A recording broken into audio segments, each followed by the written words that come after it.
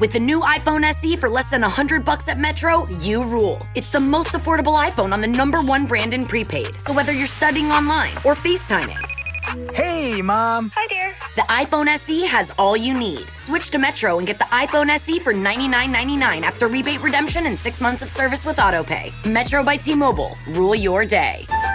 Limit 1 per account/household. Requires port and ID validation. Not valid for numbers currently on the T-Mobile network or active on Metro in past 90 days. Restrictions apply. See store for details.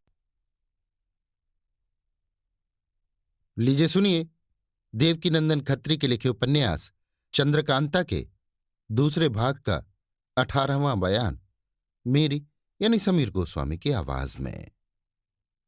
तेज सिंह के जाने के बाद ज्योतिषी जी अकेले पड़ गए।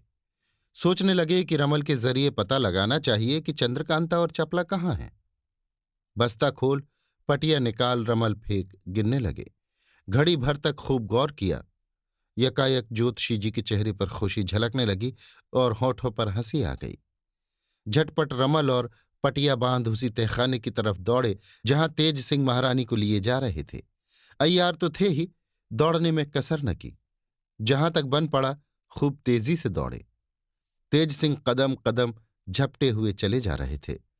लगभग 5 कोस गए होंगे कि पीछे से आवाज आई, ठहरो ठहरो। फिर के देखा तो ज्योतिषी जगन्नाथ जी बड़ी तेजी से चले आ रहे हैं। ठहर गए। जी में खटका हुआ कि ये क्यों दौड़े आ रहे हैं। जब पास पहुंचे इनके चेहरे पर कुछ हंसी देख तेज सिंह का जी ठिकाने हुआ। पूछा, क्यों, क्या है जो आप दौड़े आए हैं? ज्योतिषी, है क्या, बस हम भी आपके साथ उसी तहखाने में चलेंगे। तेज सिंह, सो क्यों?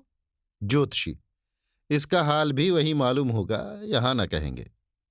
तेज सिंह, तो वहां दरवाजे पर पट्टी भी बांधनी पड़ेगी, क्योंकि पहले वाले ताले का हाल जब से कुमार को धोखा देकर बद्रीनाथ ने मालूम कर लिया, तब से एक और ताला हमने उसमें लगाया है जो पहले ही से बना हुआ था, मगर आसकत से उसको काम में नहीं लाते थे, क्योंकि खोलने और बंद करने में जरा देर लगती है। हम ये निश्चय कर चुके हैं कि इस ताले का भेद किसी को न बतावेंगे। ज्योतिषी, मैं तो अपनी आंखों पर पट्टी न बंधाऊंगा और उस तहखाने में भी जरूर जाऊंगा। तुम झक मारोगे और ले चलोगे। तेज सिंह, वाह क्या खूब, भला कुछ हाल तो मालूम हो। ज्योतिषी, हाल क्या, बस पौ बारह है। कुमारी चंद्रकांता को वहीं दिखा दूंगा। तेज सिंह, हां, सच कहो। ज्योतिषी, अगर झूठ निकले तो उसी तहखाने में मुझको हलाल करके मार डालना। तेज सिंह, खूब कही, तुम्हें मार डालूंगा तो तुम्हारा क्या बिगड़ेगा? ब्रह्म हत्या तो मेरे सिर चढ़ेगी। ज्योतिषी, इसका भी ढंग मैं बता देता हूं जिसमें तुम्हारे ऊपर ब्रह्म हत्या न चढ़े। तेज सिंह, वो क्या? ज्योतिषी, कुछ मुश्किल नहीं है, पहले मुसलमान कर डालना, तब हलाल करना। ज्योतिषी जी की बात पर तेज सिंह हंस पड़े और बोले, अच्छा भाई चलो, क्या करें, आपका हुक्म मानना भी जरूरी है। दूसरे दिन शाम को ये लोग उस तहखाने के पास पहुंचे। ज्योतिषी जी के सामने ही तेज सिंह ताला खोलने लगे। पहले उस शेर के मुंह में हाथ डाल के उसकी जुबान बाहर निकाली, इसके बाद दूसरा ताला खोलने लगे। दरवाजे के दोनों तरफ 2 पत्थर संगमरमर के दीवार के साथ जड़े हुए थे। दाहिनी तरफ के संगमरमर वाले पत्थर पर तेज सिंह ने जोर से लात मारी। साथ ही एक आवाज हुई और वो पत्थर दीवार के अंदर घुसकर जमीन के साथ सट गया। छोटे से हाथ भर के चबूतरे पर एक सांप चक्कर मारे बैठा दिखा, जिसकी गर्दन पकड़कर 2 दफे पेच की तरह घुमाया। दरवाजा खुल गया। महारानी की गठरी लिए हुए तेज सिंह और ज्योतिषी जी अंदर गए। भीतर से दरवाजा बंद कर लिया। भीतर दरवाजे के बाएं तरफ की दीवार में एक सुराख हाथ जाने लायक था। उसमें हाथ डाल के तेज सिंह ने कुछ किया जिसका हाल ज्योतिषी जी को मालूम न हो सका। ज्योतिषी जी ने पूछा, इसमें क्या है? तेज सिंह ने जवाब दिया, इसके भीतर एक किल्ली है, जिसके घुमाने से वो पत्थर बंद हो जाता है, जिस पर बाहर मैंने लात मारी और जिसके अंदर सांप दिखाई पड़ा था। इस सुराख से सिर्फ उस पत्थर के बंद करने का काम चलता है, खुल नहीं सकता। खोलते समय इधर भी वही तरकीब करनी पड़ेगी जो दरवाजे के बाहर की गई थी। दरवाजा बंद करके ये लोग आगे बढ़े। मैदान में जाकर महारानी की गठरी खोल उन्हें होश में लाए और कहा, हमारे साथ साथ चलिए आइए, आपको महाराज के पास पहुंचा दें। महारानी लोगों के साथ साथ आगे बढ़ी। तेज सिंह ने ज्योतिषी जी से पूछा, बताइए चंद्रकांता कहाँ है?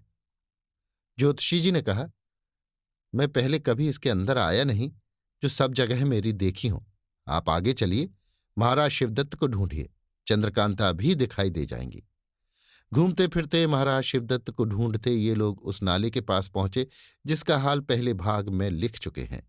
एकाएक सभी की निगाह महाराज शिवदत्त पर पड़ी, जो नाले के उस पार एक पत्थर के ढोके पर खड़े ऊपर की तरफ मुंह किए कुछ देख रहे थे। महारानी तो महाराज को देख दीवानी सी हो गई। किसी से कुछ न पूछा कि इस नाले में कितना पानी है या उस पार कैसे जाना होगा।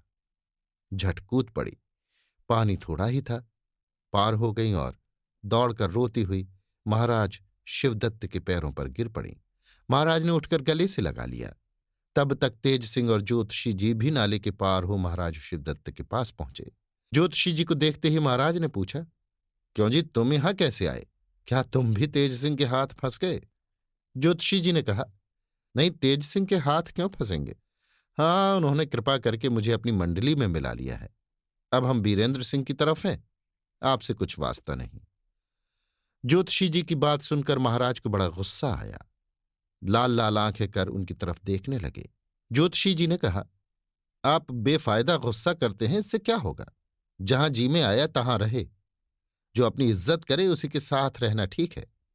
आप खुद सोच लीजिए और याद कीजिए कि मुझको आपने कैसी कैसी कड़ी बातें कही थी। उस वक्त ये भी ना सोचा कि ब्राह्मण है। अब क्यों मेरी तरफ लाल लाल आंखें करके देखते हैं?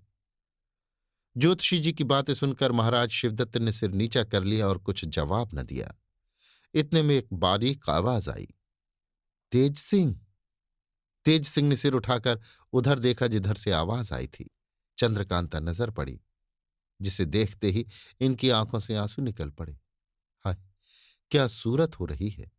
सिर के बाल खुले हैं, गुलाब सा मुंह कुम्हला गया, बदन पर मैल चढ़ी हुई है, कपड़े फटे हुए। पहाड़ के ऊपर एक छोटी सी गुफा के बाहर खड़ी तेज सिंह पुकार रही है। तेज सिंह उस तरफ दौड़े और चाहा कि पहाड़ पर चढ़कर कुमारी के पास पहुंच जाए, मगर हो न सका। कहीं रास्ता न मिला। बहुत परेशान हुए, लेकिन कोई काम न चला। लाचार होकर ऊपर चढ़ने के लिए कमंद फेंकी, मगर वो चौथाई दूर भी न गई। ज्योतिषी जी से कमंद लेकर अपने कमंद में जोड़कर फिर फेंकी, आधी दूर भी न पहुंची। हर तरह की तरकीबें की, मगर कोई मतलब न निकला। लाचार होकर आवाज दी और पूछा, कुमारी, आप यहां कैसे आईं?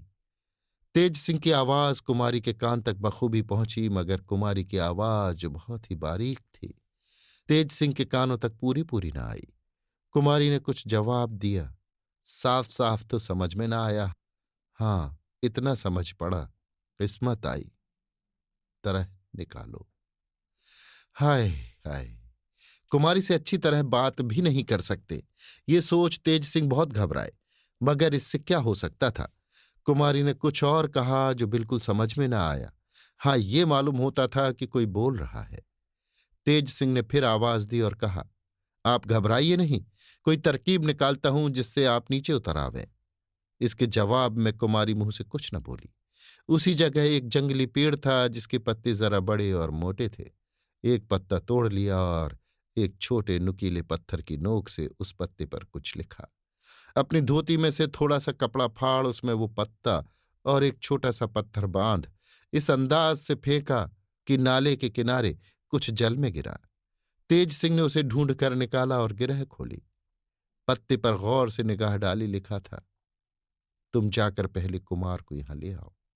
तेज सिंह ने ज्योतिषी जी को वो पत्ता दिखलाया और कहा, आप यहां ठहरिए, मैं जाकर कुमार को बुला लाता हूं। तब तक आप भी कोई तरकीब सोचिए जिसमें कुमारी नीचे उतर सके। ज्योतिषी जी ने कहा, अच्छी बात है, तुम जाओ, मैं कोई तरकीब सोचता हूं। इस कैफियत को महारानी ने भी बखूबी देखा, मगर ये जान न सकी कि कुमारी ने पत्ते पर क्या लिखकर फेंका और तेज सिंह कहाँ चले गए। तो भी महारानी को चंद्रकांता की बेबसी पर रुलाई आ गई और उसी तरफ टकटकी लगाकर देखती रहीं। तेज सिंह वहां से चलकर फाटक खोल खोह के बाहर हुए और फिर दोहरा ताला लगा विजयगढ़ की तरफ रवाना हुए। अभी आप सुन रहे थे देवकीनंदन खत्री के लिखे उपन्यास चंद्रकांता के दूसरे भाग का 18वां बयान मेरी यानी समीर गोस्वामी की आवाज में।